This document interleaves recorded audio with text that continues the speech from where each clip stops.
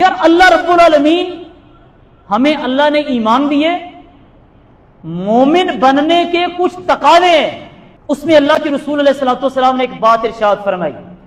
امام مسلم رحمۃ اللہ علیہ کی صحیح مسلم میں آتا ہے نمبر 2999، پیارے پیغمبر فرماتے ہیں عجبا لامر المومن، مومن بندے کا معاملہ بڑا عجیب ہوتا ہے۔ ایمان والا بندہ، اللہ پہ ایمان رکھنے والے بندے کا معاملہ بڑا ہی عجیب ہے۔ اور فرمایا اس اللہ تعالیٰ نے پھر مومن بندے کے لیے اس میں خیر بھی رکھی ہے۔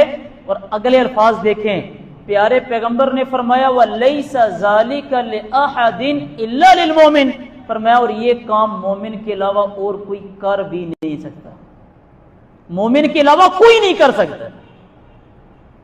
جس بندے کے دل میں ایمان ہے، مومن بندہ یہ کام کرے گا۔ اور کام کیا ہے؟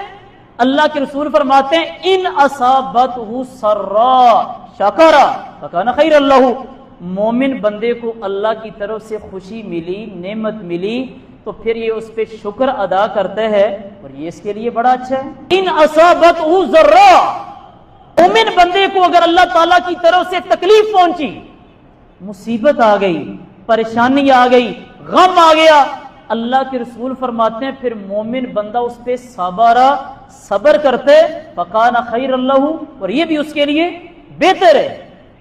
آسانیوں پہ شکر اور مصیبتوں پہ صبر۔ اور پیارے پیغمبر نے فرمایا یہ کرنے والا بندہ مومن ہوگا اور مومن کے علاوہ یہ کوئی کر بھی نہیں سکتا۔